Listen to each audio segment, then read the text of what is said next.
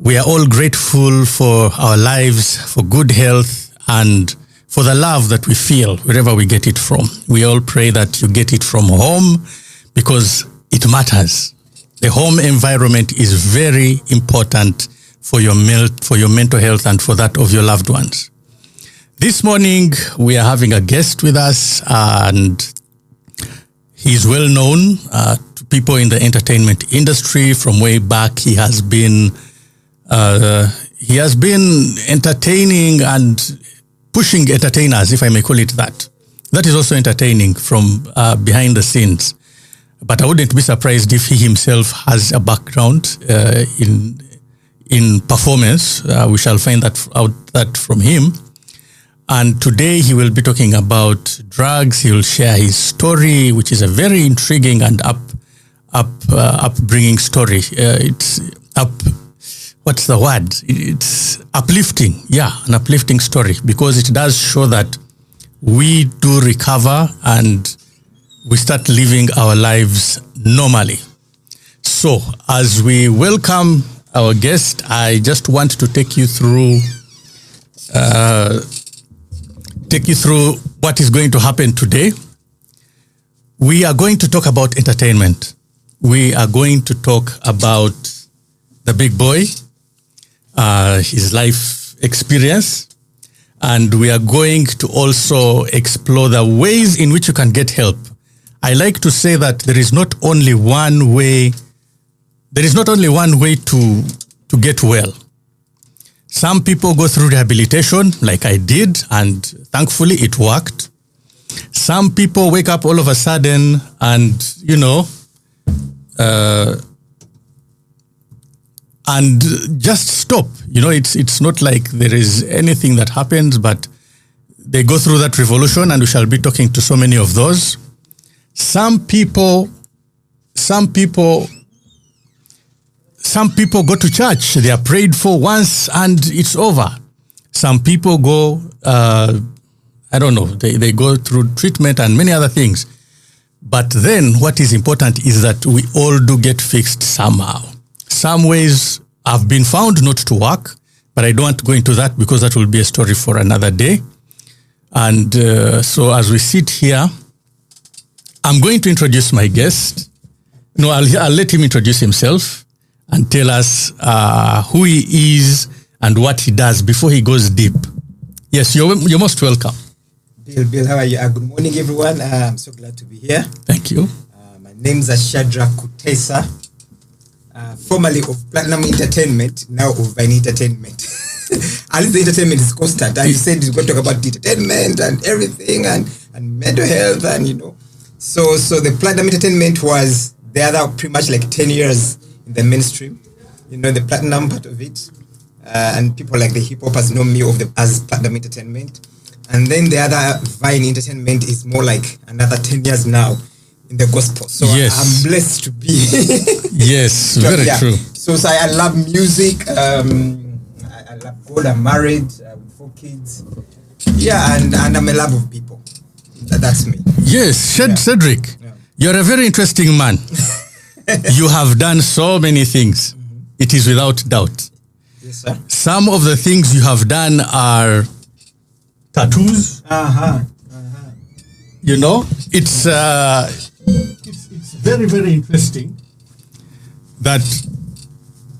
Do you still do tattoos, first of all, before even I continue? No, I don't. I don't do tattoos anymore. The shop was sold, yes, but still exists. Still exists. Tattoos, yeah. Okay. Yeah. And how did you think of it even? How did that come to your mind?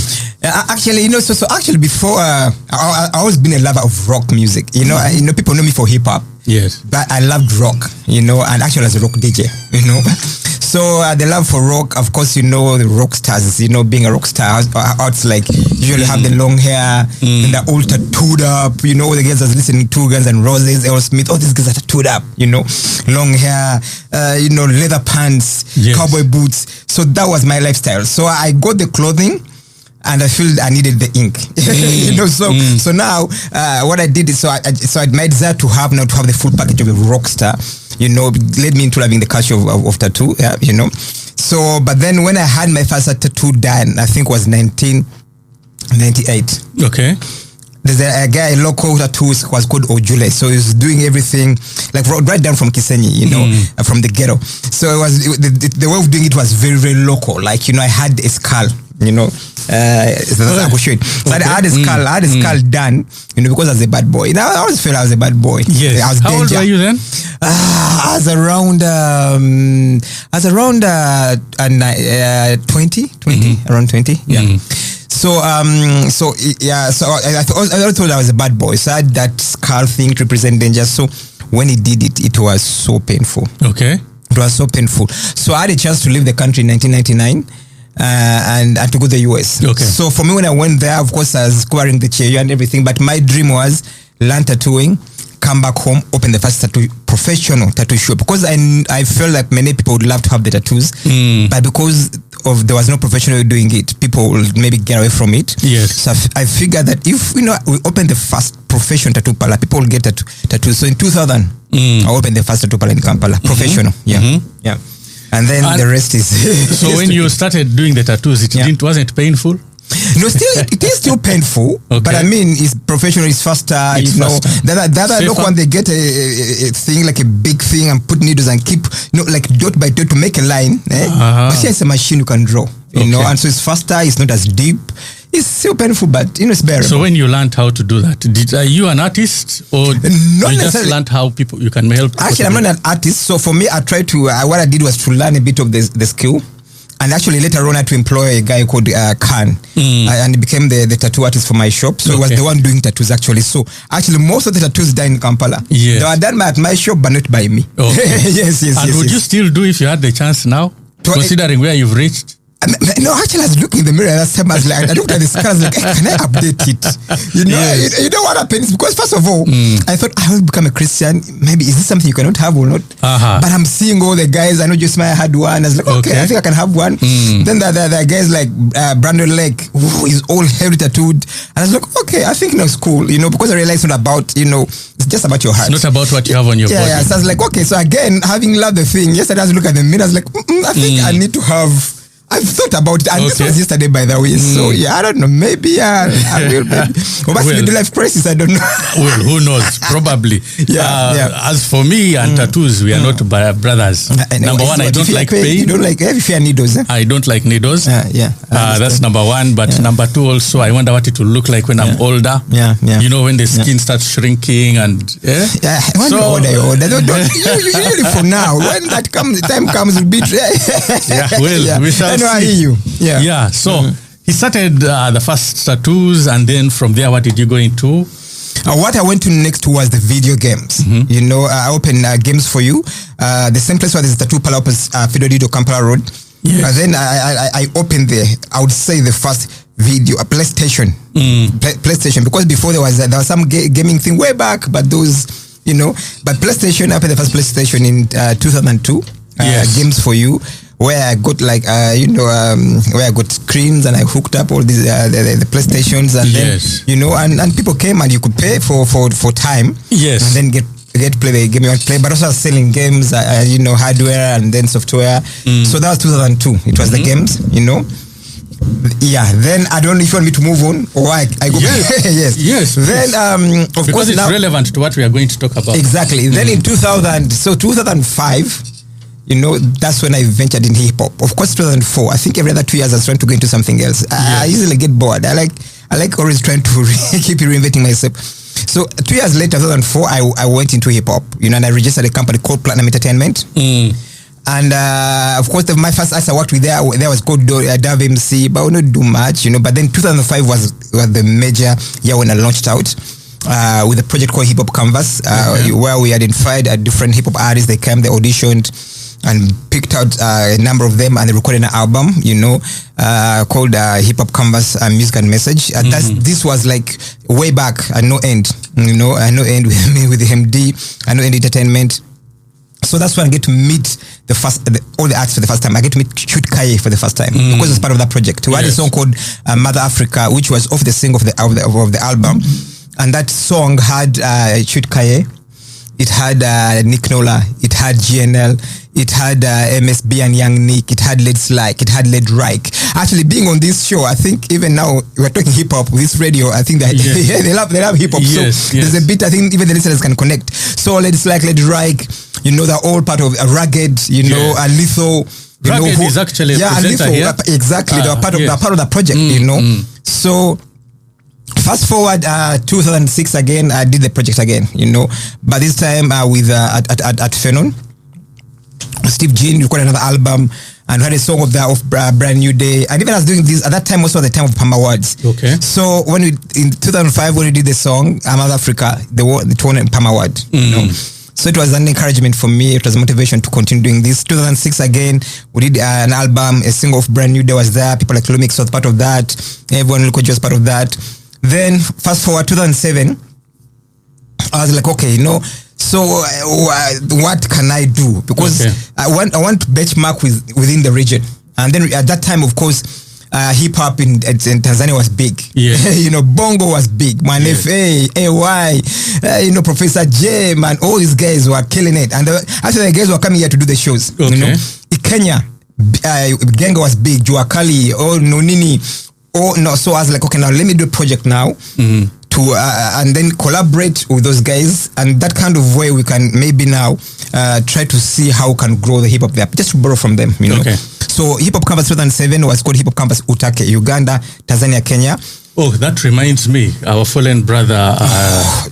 Man, we can't continue when you start talking about that.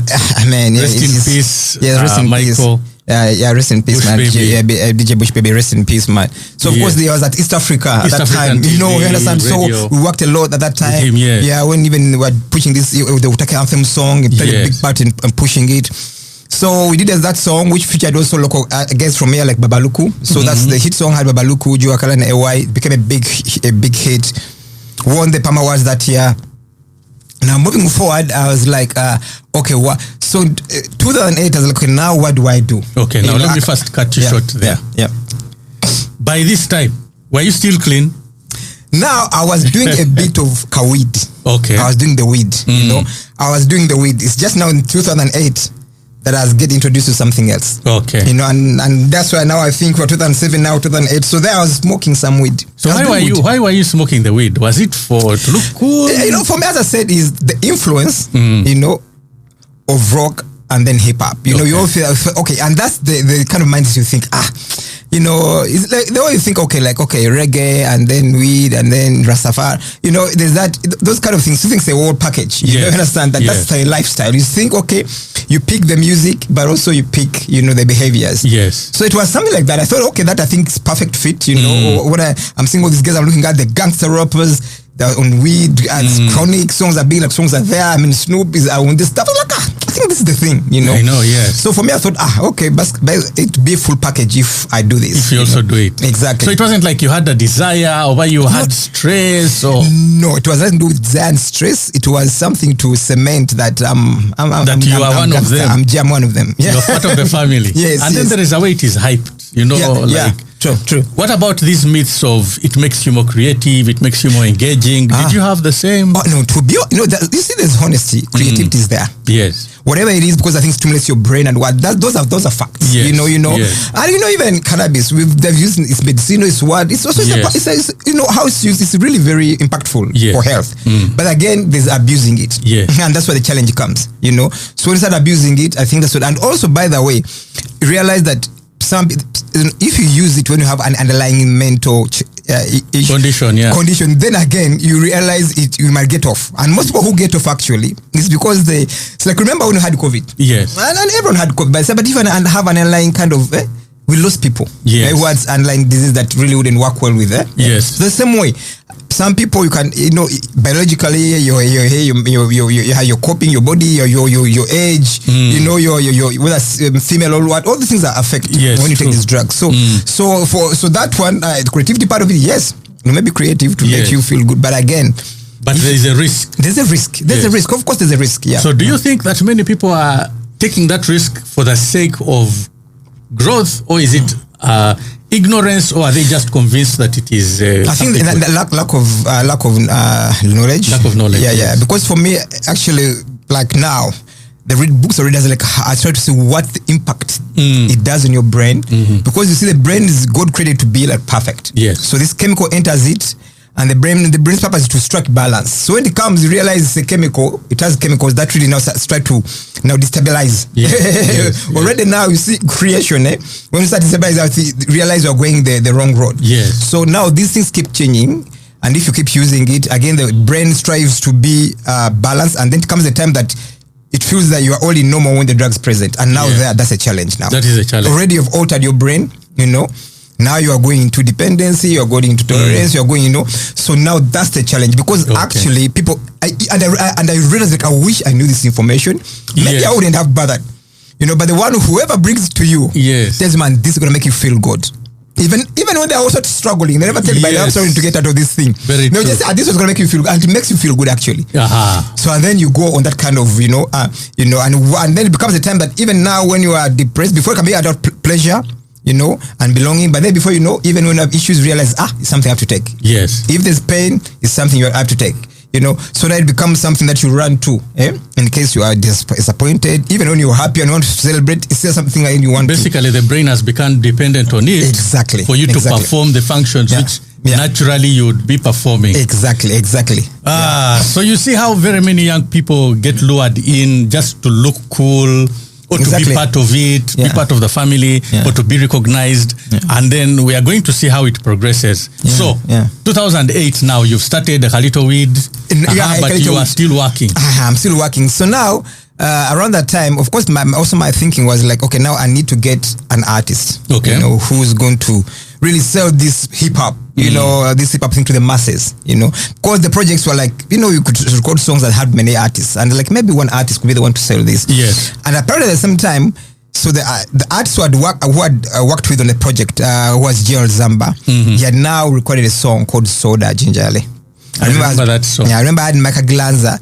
So man, now I reached out to him. I said, man, this song is huge. It's gonna be big. So he became the first artist I want to work under Platinum Entertainment with, and I said, okay, this is a guy who's gonna sell hip hop to the Ugandans. So when I had recorded Koi album, which had songs like Anani Amanyi, Story ya Luka, Mwana wa Baba, Chifulo Musajja, and Koi itself, the song, and it became huge. It was big, I remember. It blew up. Actually became the first hip hop artist to play on all concerted radios. Because when I was play hip hop, apart from Hot 100 at that time. So now, at that time now, now I'm getting popular now. Of course, the tattoos gave me a lot of exposure through interviews and stuff like that. Like, I got a lot of interviews, like people who want to know how tattoos are being done. So I did interviews on TV, radio. So that one made me popular. And at that time, there's a type of clubbing, Clubs are still there. Clubbing is a big thing. So now, through those things, now again, I was introduced. That's the time, there's this guy I thought was cool, And one time he told me, I remember it was at Alsba. This a bar called Alsba. It was a rock bar. In Kasanga. Yes. So this thing is nothing. They have something that could have sought you. Something better. To better. I was like, what are you talking about? And me, by the way, even me, I didn't know at that time there was something like that in this country. Because I see it in the movies. I was a love of movies, of all the Italian movies and mafia bosses and stuff like that. Yes. So it brings out a powder thing. It tells me now to take it. I take it. That was coke. It was the first time. And as he said, you felt different. How does it make you feel? Man, not to entice people, but you feel good. You feel you're on the world. You are top of the world and stuff like that. Makes you feel good, really, really, really. Yeah. So I was like, this is the stuff. And now for me, I was like, hey, this thing is in Uganda. I even didn't know that the thing's in Uganda. I didn't know. So then before that was one weekend, then another weekend. I was like, okay, I think, maybe again, But now I'm just getting it from him. I don't even know where to sell it or where they sell it or what. I just get a Kalito. And the Kalito was okay, because that's all you needed, you get. Yes. Then eventually, okay, the Kalito, one line, same night becomes 2 lines. Let me tell you this. For me, I tried it once when I traveled to go to university. Yeah. I landed in Moscow. And I had to live with certain people. Okay. Because the person who was supposed to pick me up couldn't make it. So I went to stay with them, and they were drug dealers. Yes. Whoa, some Ugandans, some Nigerians. So that's where I spent my first evening. Yeah. And so they gave me that thing. They gave me a line. Yeah. And I just tried a little bit. As soon as I pulled, I felt as if they had pierced a knife in my eye. So I stopped from there. I'm like, this is not for me. You didn't feel that? Not necessarily. No, not necessarily. Not necessarily. I did not feel that because everyone, I think, is different. Different. Even how we sniff it, you know. Okay. Yeah. So one line became 2 lines. Mm-hmm. You know, 2 lines became 3 lines. Yes. 3 lines became half a G. Then became a G, which is a bag. How they pack it. How big is that bag?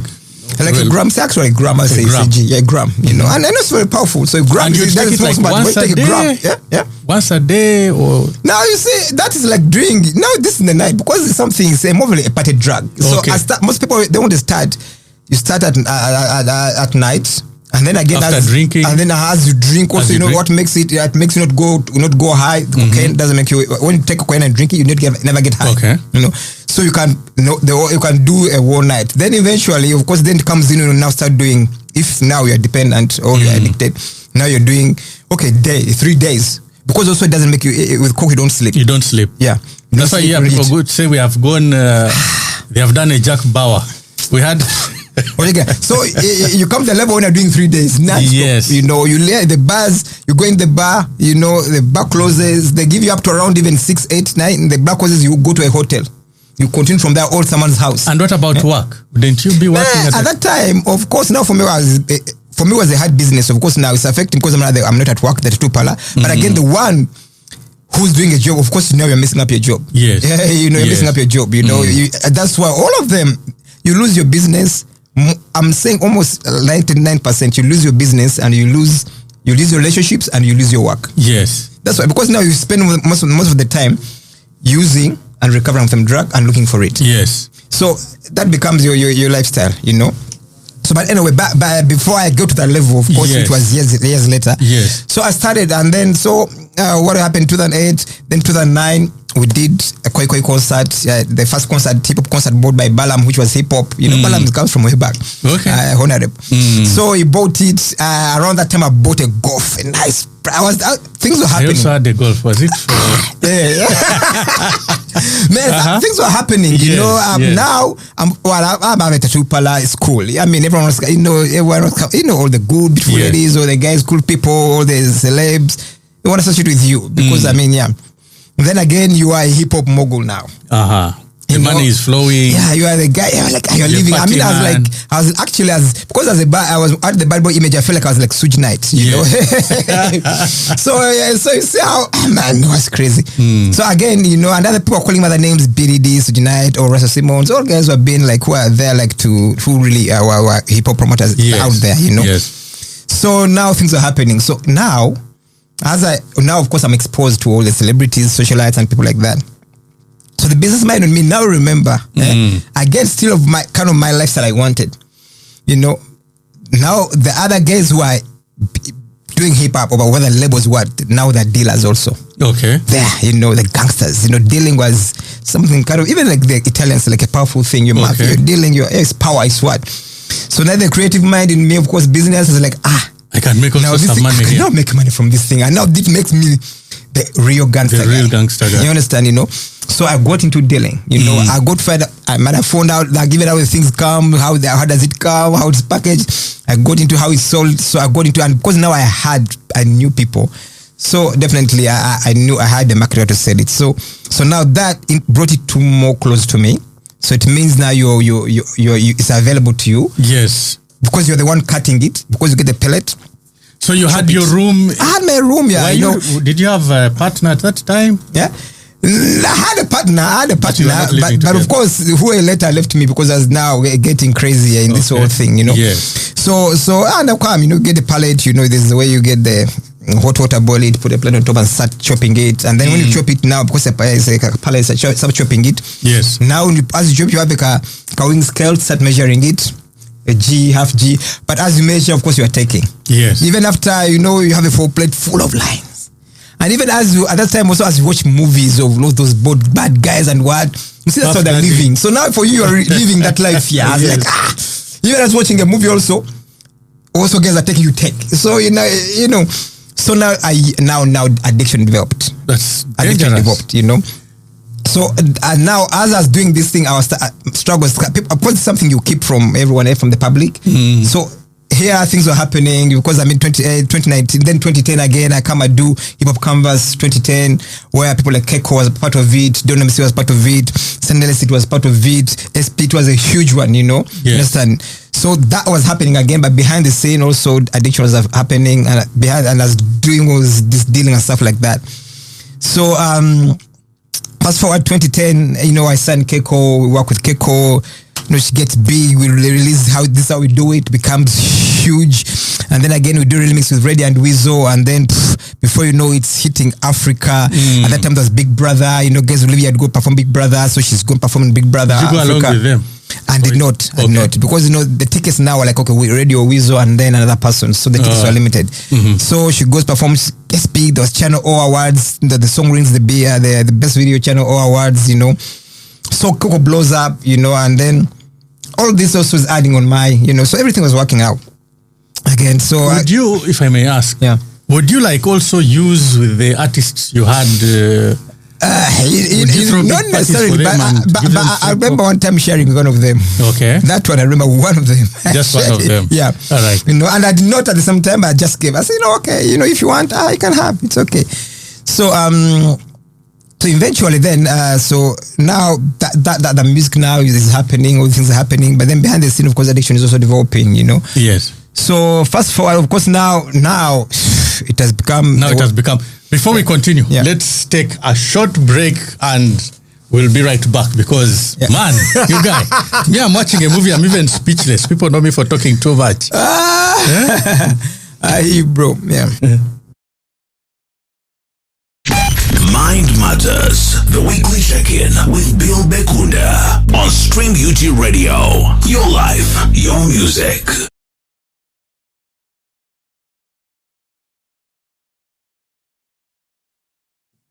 Yes, we are back, and I had to take a short break because really, it's becoming a movie. I'm beginning to feel like I'm inside of it, you know. But you know, what people don't understand is because of the way you've explained it. I was listening intently. Yeah. When I tried to use cocaine, I didn't like it. Yeah. Actually, I didn't like every alternative of drug that I was given. I told you the time I was in Moscow. Yeah. And I kept telling them, I don't like this. You just give me vodka or whichever. And then they would change and they say, okay, you try this. They gave me weed, which was less with heroin. That one did me bad. I tried weed itself. It confused me. I don't know.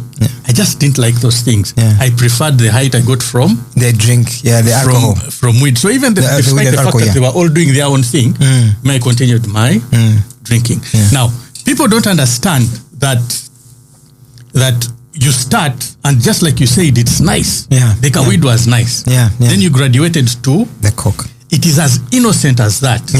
That is what I want you to explain to people. How, for you, how did it progress? Because even me, I had a way of progression. From not from one thing to another, but I reached a point where I didn't mind anything as long as somebody told me it can get me high. You see? I don't know about your experience. Of course, and maybe going back that way, you know, people normally have their drug of choice. Yes. You know, that's why, because they're different. You know, you have meth, you have heroin, you have what, and I think the first thing they introduced to you and that works for you is what you get stayed hooked on. You know, for me, of course, even amidst this, there was also Edge, you know, which I tried and it did not work for me again, you know, because I was trying to look for something else, because it's cheaper. It's cheaper here, you know. Don't know what Edge is. Is it still there? Edge is heroin, you know. You call it Edge? Parents, if you are listening, if you hear Edge, you'll never know. So the way it was hitting me was a little bit crazy. I feel like I'm there hallucinating, I'm like going crazy, you know. But, you know, of course, what happened is, as you say, I was doing this innocently, you know, and just okay, just trying to have fun, and so you hadn't realized anything is wrong with you? No, I hadn't. And then what happened is, of course, now because I do weed now, I a little bit graduated to hashish. Hashish is kind of like also weed, but it's kind of like, you know, it's finer. It's finer. So it's kind of like powder kind of thing. So it's not actually powder. It's like you have to melt it, and then put smoking a cigarette. You know? So I did hashish because now and then of course I was doing now also tequila, because now for me now I was trying to, now the hate was growing and I needed something to keep me. So I was doing tequila shots. Then I added from morning to evening. You're always high. This like mostly is the evening. It's just the evening. And then the next day, of course, you are still going through this whole thing, you know. I said, as well as still taking cocaine, you're not going to get drunk. Somehow you don't get drunk. The high just keeps going, because you know. So also for me now, what I added also again was ecstasy.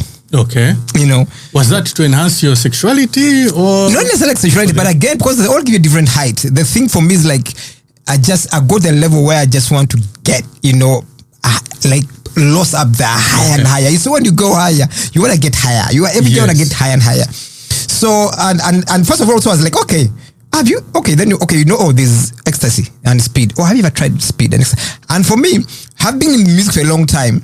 Like, by the way, you know, as I told you, I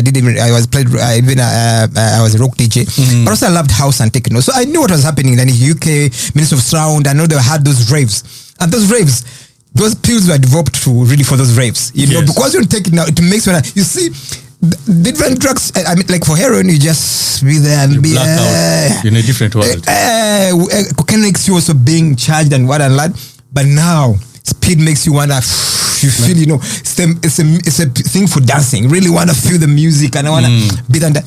So I was like, okay. So I was like, by the way, speed makes you feel like that, and of course, speed and ecstasy are pretty much the same thing. But then also I knew, okay, guys, this have raves in the UK, and guys, that's how speed became very popular, and ecstasy it was generated for, but to push the raves, you know. Yes. So also when I knew it was there, I was like, okay, again, places like Rouge and what you have sessions where they play techno and what, and you know, and I would wait for that session. You know, so remember the time when you had those big songs like Darude, what, my friend. There's no way you can keep on that song when you're not. So I know that the sections are gonna come for like techno and house, and then I'll make sure I put in my ecstasy, because also it gives a different feel, you know. So before you know, I realized one night, you know, oh my God, I'm consuming more bags of coke, you know. I'm taking ecstasy pills. I'm smoking hashish. I'm taking tequila. So you find me at 2 a.m. You're a ghost.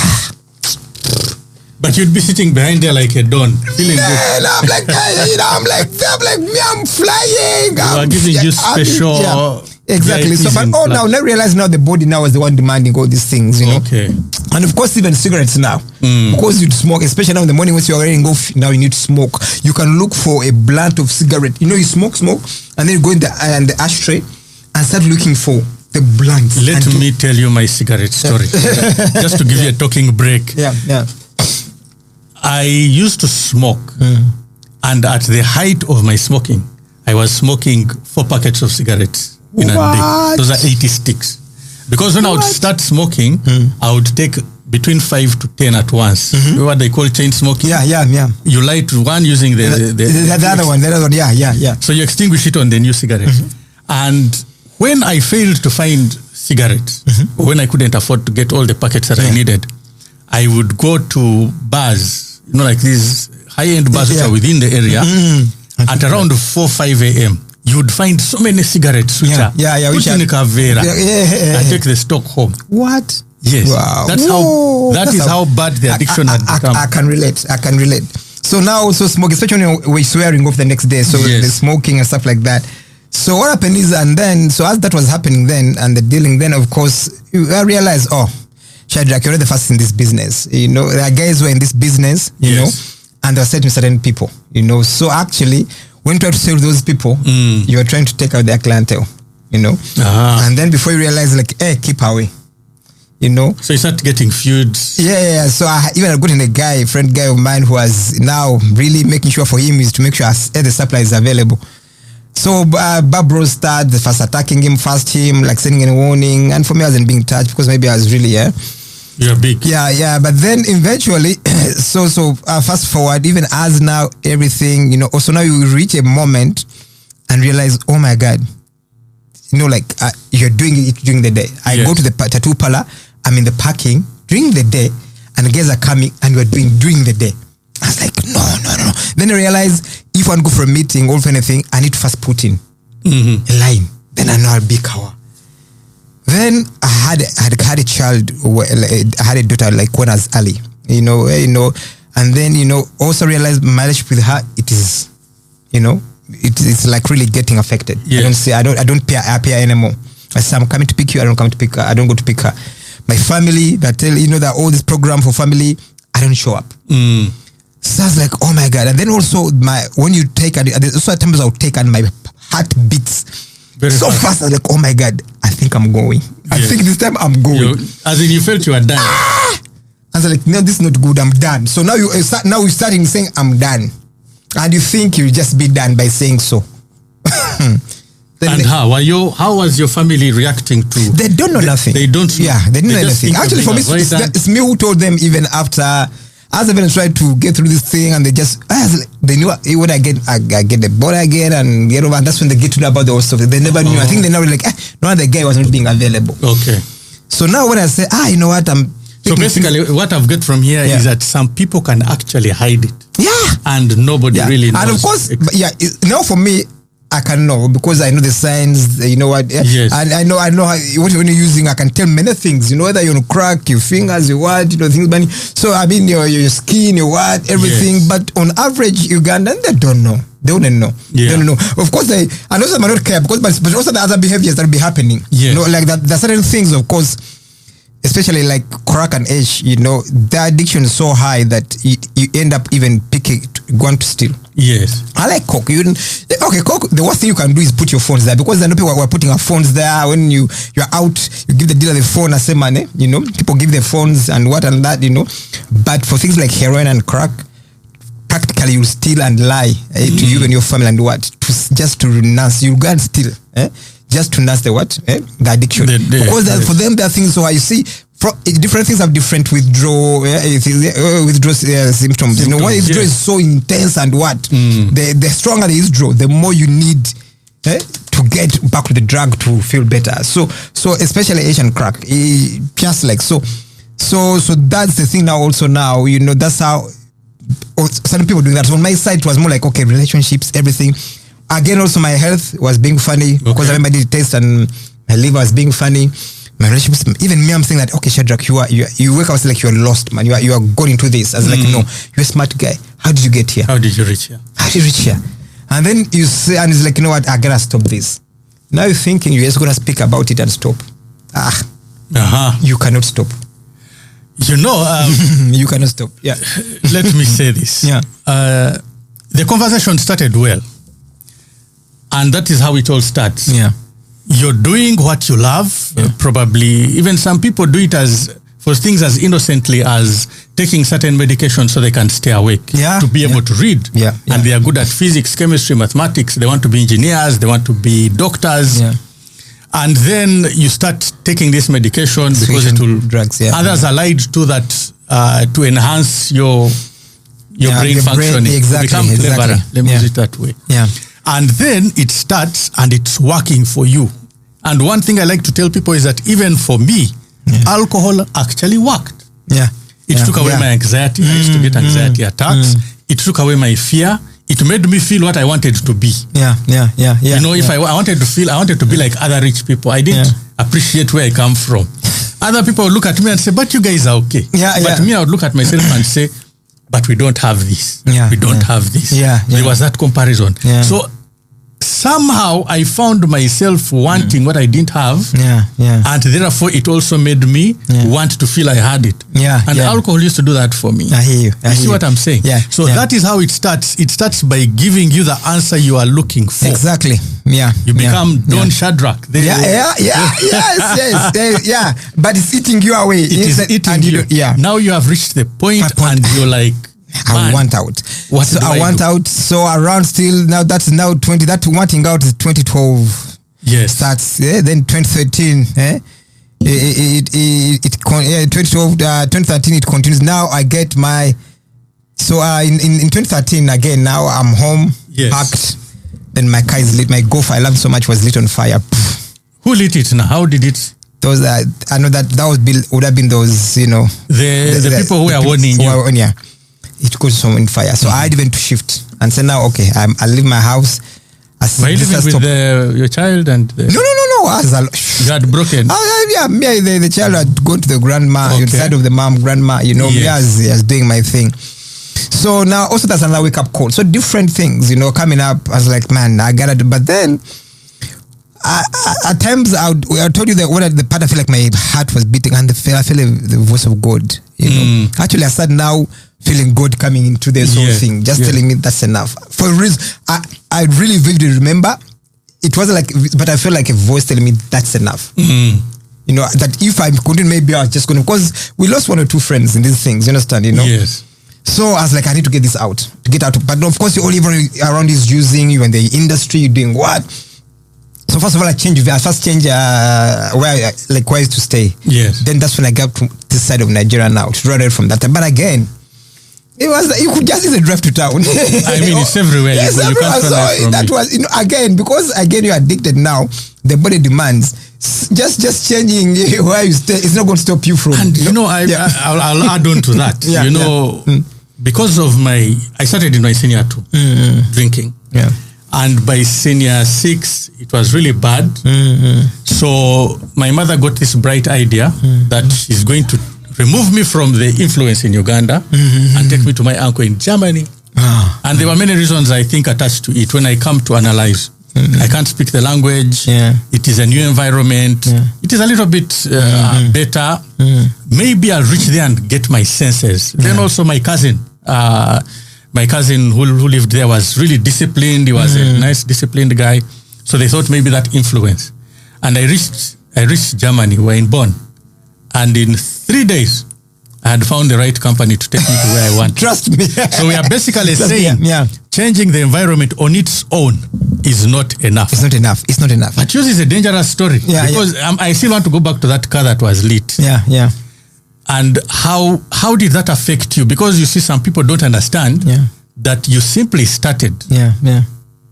Just with weed, just to be like other guys, like what you see on TV. And then you graduated to this. Did you see it coming? No way. I didn't see it coming. Because I kept asking myself, how do I get here? I didn't see it coming. I did not.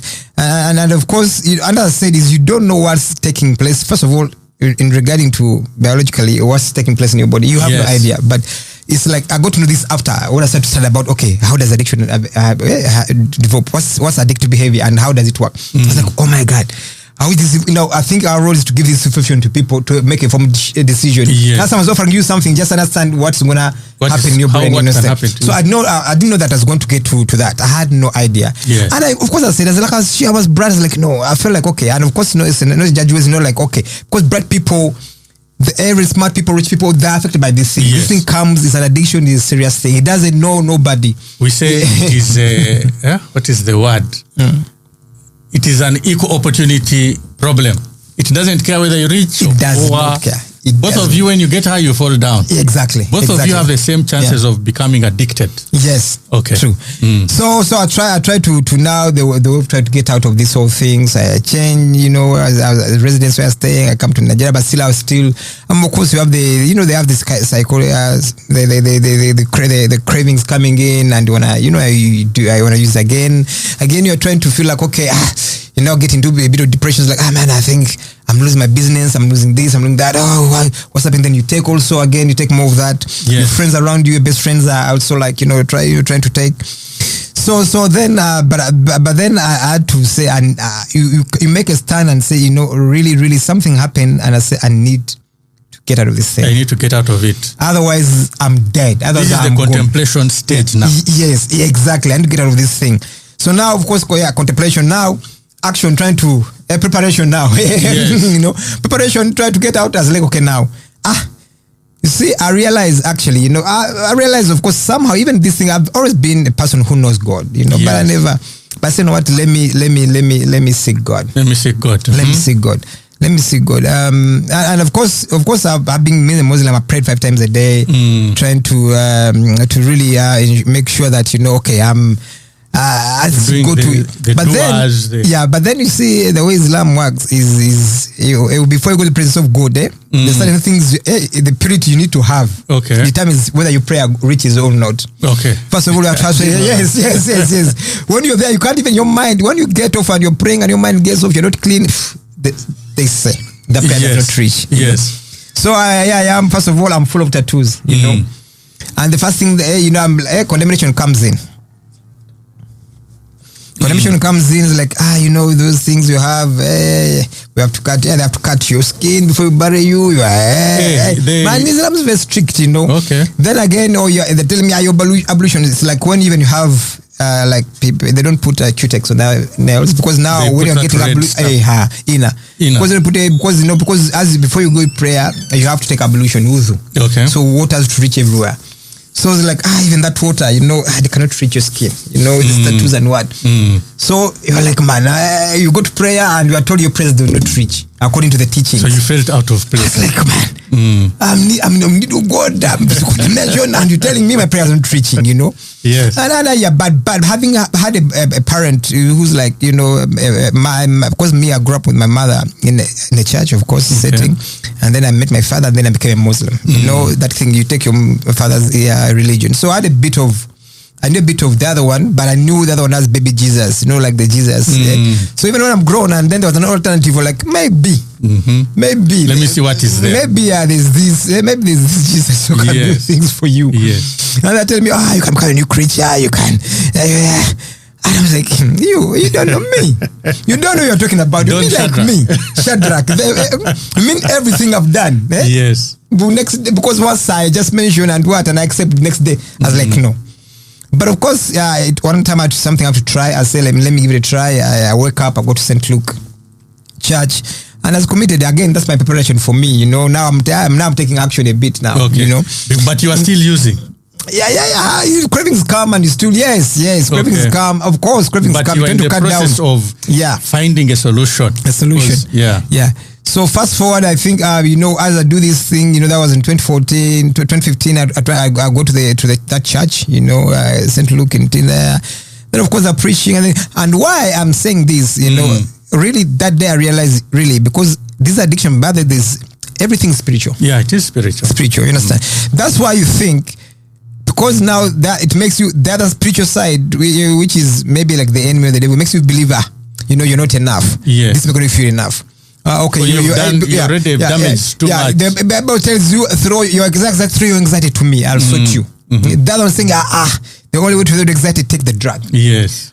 You find fulfillment, in people what they think about you. Here you say, as long as the spiritual side says, only approval comes from God. You don't understand? Yes. So you realize it's a spiritual thing, because what makes you think the other one, the devil tells you, this is going to make you feel good. You're powerful and blah, blah, blah. And that's why maybe, Yes. Then that's when now I'm here now in church. I'm like, man, this whole thing actually is not about, so my identity and my everything and, all the things I'm going through, God can sort me. You understand? Depression, God can sort me. So I think now, this one again, I think this one is a bit friendly. Let me try pursue this one, So I decided to give my life to Christ in December 2015. And trust me, and of course, that very month, yes, what I did, I overcame everything. Okay, but let me ask you another question. Yeah. Didn't you have this? What did you have in the back of your mind? Because you see, this identity was also embedded in your work. Yeah. Yes, wasn't there a fear of, now what am I going to do? Because if I'm going to change my life completely. Yeah.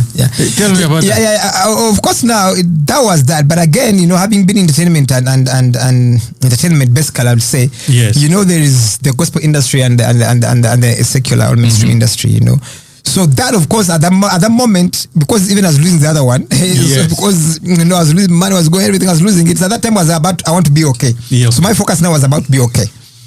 So when I get okay now, again, the spirit leads me to say, what? Now, of course, you can use your gifts for the kingdom of God. Yes. And for the first time, yes, I said, okay, now, that's like me. All I know this.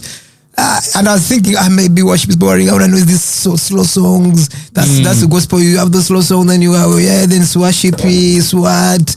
Then, but does it mean? then, first of all, because I loved hip hop, Yes. Yes. I first tried to. I realized there was Christian hip hop. There is a whole world there also.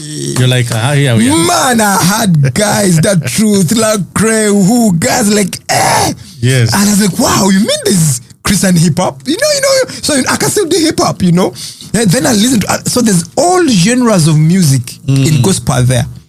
Basically, the answers wherever you look. Yes, I was like, so by the way, I think now I can do this, So then around that time, in 2016, moving forward, like I got to meet and it's called Copy Bly. Yes. Because one, I was doing arts management, but also I was doing events. So also had known about me, I think we had crossed even people in the gospel knew by impact in music. Okay. So I was having a concert done one last time as I was doing his concert in 2016. So it became the first concert I did. I managed it as a gospel, So now I'm getting introduced now into the circles, into this and what. So I did another concert that year for Brand Obega, Amazing Grace, Then now I was getting into the system. And then the same year we started something called, because I already had the creative mind. Yes. But then what was missing? I said, okay, we'll create it. So first of all, somehow God led me to Ronnie Abasa, through different people. And I think when God calls you, also he gives you someone too. You have a Moses, and then Moses, then you have Aaron supporting Moses. So you understand. So and now it was on power. It was what? So he embraced me, worked with me, and then creatively started something called Red Sofa in the same year. So the idea now, the creative mind I had in the mainstream and secular, I'd bring it and say, okay, what's lacking? Within, of course, within the And why this conversation is very important is because when you give up something, you can't leave an empty space. When as Christians use the words that when you have the empty space, the demons you chased away, they come with their bad days. They gather others, more, and they come. So basically, what I'm trying to say here is it's very important to also start getting engaged in something. There are always alternatives. Actually, the biggest challenge actually even would be because you see, when you're an addict, you lose everything. You're losing your job, you're losing your business. And reputation. And reputation. So now when you're recovering, what you now have to go to is most important, because that's why people even relapse and go back. Yes. Because you've lost everything. Now, okay, I've been fighting with that, it's been killing you. You overcome. Now you're clean. Then you're like, you don't have no job, you have no business, then again, before you know, you're going back. So it's most important that you look for something else that motivates you, or something else that can fill that emptiness. That now, okay, as I get of this is what I need to do. And I think for me, I found God, because that even when that happened, since as entertainment, you are creative enough to go around it.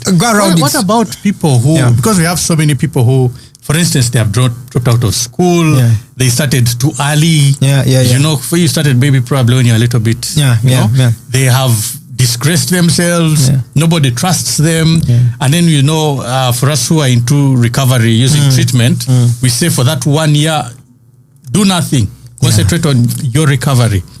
Now, from your side, how do you think people who, like I've said, you've dropped out of school, you have nothing to do, nobody trusts you, what can they do? How do they start from there? I think this is where really, really family has to come in. Yes. Really family has to come in. And of course, when you're not doing this, family tend to think, this one is an outcast, they're doing what? Bad manners. But actually, the family need to understand that people go through this. It's like, it's actually, there's even a disease mode about this whole thing. That actually, some people, it can be like a disease, So first and foremost, families have to accept it's a disease. It's a disease, exactly. It's not the person who just decided. On the previous shows, I think on the first show we had here with a clinical psychologist, we're talking about how nobody wakes up and decides they want to be a bad person. In fact, we said a child is not born with bad behavior. So where does it come from? It is influence. So the thing is this, once you have fallen into it, you're in it. It's like saying once hot water has been poured on you, you're already banned. So now you have developed an addiction. Everything else doesn't matter. First and foremost, how do we heal the wound? The wound, exactly. But then when you see the wounds are healed, someone has stopped using now. You don't say, since you have stopped, you should be doing this. And then you start putting pressure on them. You now continue to support them, which is what you're trying to say. Continue to support them and stuff like that if this work, and be with them and tell them, and also encourage them and, walk the journey with them. And that's the most important thing, because you see, usually you need to find, okay, can I continue? What can I do now? Now I'm like, can I pursue my dream? Your dream is still valid. Yes. Did your family support you? Family did not, because they did not really support me so much. For me, as everyone's story is different. It's different, yeah. For me, I think my thing is like, even because other people have got to rehab. Yes. Me, I didn't go to rehab. You didn't go through it, yes. I thought God, I thought God came from me. God delivered him. I know God is so, Yes. God is everything. Yes. Once you have God, okay, we need family, but you see, God covers family, covers what? Because it gives you the courage, the grace, everything. True. So for me, I think what I did is the one who came for me, yes, he was all powerful. You understand? He was all powerful. He helped me. That's why I didn't go to rehab. He was able to cleanse me. He was my detox. Yes. He was my hope. He was my faith. He was my everything. And also give me plan B that, hey, by the way, yes, use your gifts for, I gave them to you. Use them for my kingdom. And for me to know God, I had first go through rehab. I was hard cake. You see, so everyone's experience journey is different. So for me, I'm grateful that for me that was it. Yes. Because God at times. But then, how did they react? Because you said they didn't know. Yeah. Now you broke the news to them. How did you tell them? I don't tell them really like this, because everything was broken off the social media. You understand? Everything. So they got to know from social media, because those he was like, by the way, if you didn't know, but we thank God. We didn't know, but I'm glad. Yes. So it was like that, And as a kind of person, you cannot come and just approach and say anything. That was my kind of character. I wasn't. Shadrach.